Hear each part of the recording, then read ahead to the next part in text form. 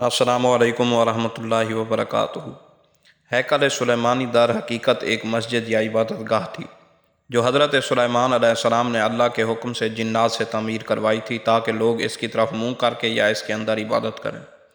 ہیکل سلیمانی کی تعمیر سے پہلے یہودیوں کے ہاں کسی بھی باقاعدہ ہیکل کا کوئی وجود اور نہ اس کا کوئی تصور تھا۔ اس قوم کی بدوؤں والی خانہ بدوشی زندگی تھی۔ ان کا ہیکل یا معبد ایک خیمہ تھا۔ اس خیمے میں تابوت سکینہ رکھا ہوتا تھا جس کی جانب یہ رخ کر کے عبادت کیا کرتے تھے۔ روایات کے مطابق یہ تابوت جس لکڑی سے تیار کیا گیا تھا اسے شمشاد کہتے ہیں اور اسے جنت سے حضرت آدم علیہ السلام کے پاس بھیجا گیا تھا۔ یہ تابوت نسل در نسل انبیاء علیہ السلام سے ہوتا ہوا حضرت موسیٰ علیہ السلام تک پہنچا۔ اس مقدس صندوق میں حضرت موسیٰ علیہ السلام کا عصا، من و سلوہ اور دیگر انبیاء کی یادگاریں تھیں۔ یہودی اس تابوت کی برکت سے ہر مصیبت پریشانی کا حل تلاش کر لیا کرتے تھے۔ مختلف اقوام کے ساتھ جنگوں کے دوران اس صندوق کو لشکر کے آگے رکھا کرتے، اس کی برکت سے دشمن پر فتح پا لیتے تھے۔ جب حضرت داؤد علیہ السلام کو بادشاہت عطا ہوئی تو آپ نے اپنے لیے ایک باقاعدہ محل تعمیر کروایا۔ ایک دن ان کے ذہن میں خیال آیا کہ میں خود تو محل میں رہتا ہوں جبکہ میری قوم کا معبد آج بھی خیمے میں رکھا ہوتا ہے۔ یہ بائبل کی روایات ہیں۔ بائبل میں لکھا ہے کہ بادشاہ نے کہا کہ میں تو دیودار کی شاندار لکڑی سے بنے ہوئے ایک محل میں رہتا ہوں مگر خداوند کا تابوت ایک خیمے میں پڑا ہے۔ چنانچہ آپ نے ہیکل کی تعمیر کا ارادہ کیا اور اس کے لیے ایک جگہ کا تعین کیا۔ ماہرین نے آپ کو مشورہ دیا کہ اس ہیکل کی تعمیر آپ کے دور میں ناممکن ہے، آپ اس کا ذمہ اپنے بیٹے حضرت سلیمان علیہ السلام کو دے دیجیے۔ چنانچہ حضرت سلیمان علیہ السلام نے اپنے دور حکومت کے چوتھے سال میں اس کی تعمیر کا باقاعدہ آغاز کیا۔ آج اس کی بناوٹ اور مضبوطی سے اندازہ کیا جا سکتا ہے کہ یہ تعمیر انسانوں کے بس کی بات نہیں تھی۔ اتنے بھاری اور بڑے پتھر ان کو جنات کی طاقت سے چنا گیا تھا جن پر حضرت سلیمان علیہ السلام کی حکومت تھی۔ ہیکل کی پہلی تعمیر کے دوران ہی حضرت سلیمان علیہ السلام اس دنیا سے رخصت ہو گئے، لیکن جنات کو پتہ نہ چل سکا اور انہوں نے ہیکل کی تعمیر مکمل کر دی۔ یہ واقعہ آپ نے پہلے بھی پڑھا ہوگا کہ حضرت سلیمان علیہ السلام کی روح اللہ نے دوران عبادت ہی قبض کر لی، لیکن اس کی ترکیب اس طرح بنی کہ آپ ایک لکڑی پر سر اور کمر رکھ کر عبادت میں مصروف ہو گئے اور اس لکڑی کے سہارے یوں لگتا تھا کہ آپ اب بھی عبادت کر رہے ہیں جبکہ آپ کا انتقال ہو چکا تھا۔ بہرحال یہ ہیکل، معبد یا مسجد بہت عالی شان اور وسیع و عریض تعمیر کی گئی تھی۔ حضرت سلیمان علیہ السلام کی وفات کے بعد اس میں 3 حصے کر دیے گئے تھے۔ بیرونی حصے میں عام لوگ عبادت کرتے تھے اور اس سے اگلے حصے میں علماء جو کہ انبیاء کی اولاد میں سے ہوتے ان کی عبادت کی جگہ تھی۔ اس سے اگلے حصے میں جسے انتہائی مقدس سمجھا جاتا تھا اس میں تابوت سکینہ رکھا گیا تھا۔ اس حصے میں کسی کو بھی داخل ہونے کی اجازت نہیں تھی سوائے سب سے بڑے عالم پیش امام کے۔ وقت گزرتا رہا، اسی دوران بنی اسرائیل میں پیغمبر مبعوث ہوتے رہے۔ یہ قوم بد سے بدتر ہوتی رہی۔ یہ کسی بھی طرح اپنے گناہوں سے توبہ طائب نہ ہوئے، ان کو ترک کرنے کے لیے تیار نہ تھے۔ یہ ایک جانب عبادتیں کیا کرتے، دوسری جانب اللہ کے احکام کی صریح خلاف ورزی بھی کرتے تھے۔ ان کی اس دوغلی روش سے اللہ پاک ناراض ہو گیا۔ ان کے پاس ایک بہت بڑی تعداد میں انبیاء بھی بھیجے گئے لیکن یہ قوم سدھرنے کو تیار نہ تھی، حتیٰ کہ ان کی شکلیں تبدیل کر کے بندر اور سور تک بنا دی گئیں، لیکن یہ گناہوں سے باز نہ آئے۔ تب اللہ نے ان پر لعنت کر دی۔ 586 قبل مسیح میں بخت نصر نے ان کے ملک پر حملہ کیا، ان کا ہیکل مکمل طور پر تباہ و برباد کر دیا۔ ہیکل میں تابوت سکینہ نکلا۔ 6 لاکھ کے قریب یہودیوں کو قتل کیا، تقریباً 2 لاکھ یہودیوں کو قید کیا اور اپنے ساتھ بابل لے آیا۔ شہر سے باہر یہودی غلاموں کی ایک بستی تعمیر کی جس کا نام تل ابیب رکھا گیا۔ 70 سال تک ہیکل صفحہ ہستی سے مٹا رہا۔ دوسری طرف بخت نصر نے تابوت سکینہ کے شدید بے حرمتی کی اور اسے کہیں پھینک دیا۔ کہا جاتا ہے کہ اس حرکت کا عذاب اسے اس ملک کو اس طرح ملا کہ سن 539 قبل مسیح میں ایران کے بادشاہ سائرس نے بابل پر حملہ کر دیا اور بابل کے ولی عہد کو شکست فاش دے کر بابلی سلطنت کا مکمل خاتمہ کر دیا۔ سائرس ایک نرم دل اور انصاف پسند حکمران تھا۔ اس نے تل ابیب کے تمام قیدیوں کو آزاد کر کے ان کو واپس یروشلم جانے کی اجازت دے دی اور ساتھ میں ان کو ہیکل کی نئے سرے سے تعمیر کی بھی اجازت دے دی۔ ساتھ میں اس کی تعمیر کے لیے ہر طرح کی مدد فراہم کرنے کا وعدہ بھی کر لیا۔ چنانچہ ہیکل کی دوسری تعمیر 537 قبل مسیح میں شروع ہوئی۔ لیکن تعمیر کا کام سر انجام دینے والوں کو اپنے ہم وطن دشمنوں کی اتنا زیادہ مخالفت کا سامنا کرنا پڑا کہ تعمیراتی کام جلد ہی عملی طور پر بند ہو گیا اور دارا اول کے دور حکومت میں مداخلت ہی کا شکار رہا۔ اس کی حکومت کے دوسرے سال میں حضرت زکریہ علیہ السلام نے وہاں کے گورنر زروبابل اور سردار کاہن یوشوارا کی حوصلہ افزائی کی کہ وہ ہیکل کی تعمیر ثانی کی دوبارہ کوشش کریں۔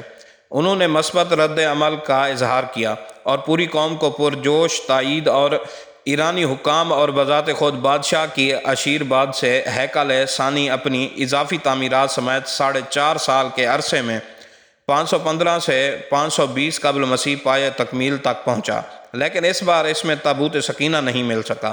اس کے بارے آج تک معلوم نہیں ہو سکا کہ بخت نصر نے اس کا کیا کیا۔ کچھ لوگوں کا کہنا ہے کہ اس مقدس صندوق کی مزید توہین سے بچانے کے لیے اللہ پاک کے حکم سے کسی محفوظ مقام پر معجزانہ طور پر اسے چھپا دیا گیا، جس کا کسی انسان کو علم نہیں، لیکن یہودی اس کی تلاش میں پورے کرۂ ارض کو کھود ڈالنا چاہتے ہیں۔ ایک اور دلچسپ بات، عام طور پر تاریخ دان ہیکل کی 2 دفعہ تعمیر اور 2 دفعہ تباہی کا ذکر کرتے ہیں۔ تاریخ کے مطالعے سے ایک بات ہمارے سامنے آتی ہے کہ ایسا نہیں کہ اس ہیکل کو 3 بار تعمیر کیا گیا، لیکن اس کے ساتھ ایک دلچسپ کہانی وجود میں آئی۔ ہیروڈس بادشاہ، جو کہ حضرت عیسیٰ علیہ السلام کی پیدائش سے چند سال پہلے کا بادشاہ ہے، اس نے جب اس کے بہتر طریقے سے تعمیر کی نیت کی تو یہودیوں کے دل میں ایک خوف پیدا ہو گیا کہ اگر اسے نئے سرے سے گرا کر دوبارہ تعمیر کیا گیا تو یہ ممکن نہ ہوگا۔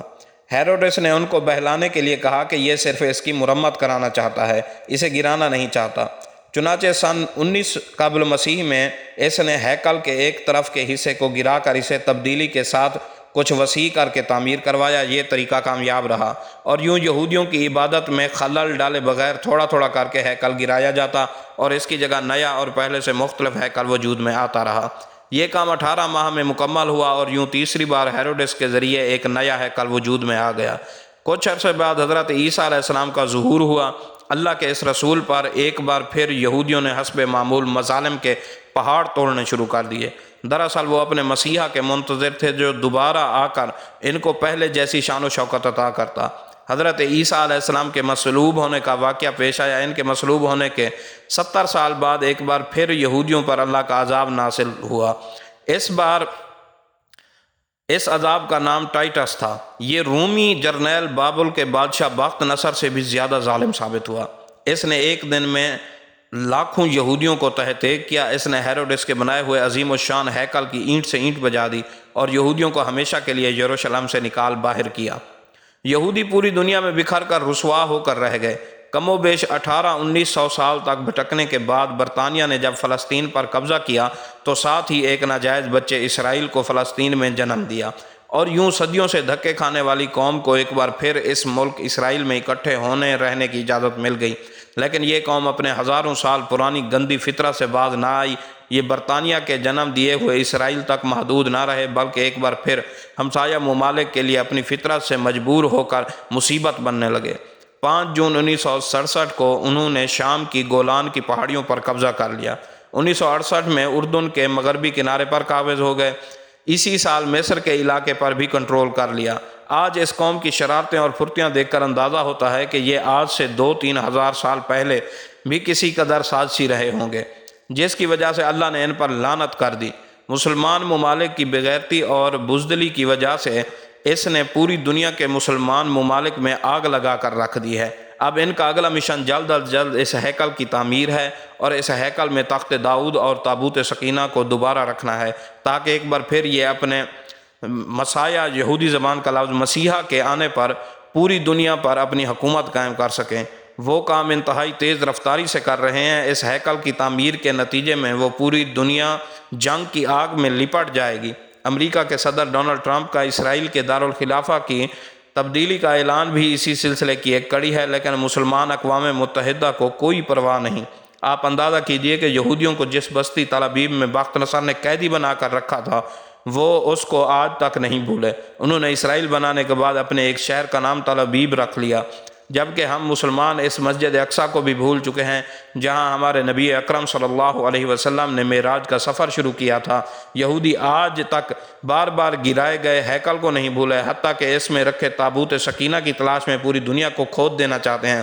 جبکہ ہم کو یہ بھی یاد نہیں کہ عراق میں کتنے انبیاء اولیاء کے مزارات پچھلے کچھ عرصہ میں بم لگا کر شہید کر دیے گئے۔ وہ بھی ایسے تنظیم داعش نے کیے ہیں جن کو تانے بانے اسرائیل سے ملتے ہیں، جن کے لیڈر ابوبکر بغدادی کا بیان تھا کہ خدا ہمیں اسرائیل کے خلاف جہاد کا حکم نہیں دیتا۔ اس تنظیم کی ساری توجہ مسلمانوں کو مارنے ہی میں لگی رہی اور اب تک ہے۔ کبھی مکے مدینے پر حملے کی دھمکیاں دیتے ہیں اور کبھی انتشار پھیلانے کے لیے مسلمان ملکوں میں بم دھماکے کرتے ہیں۔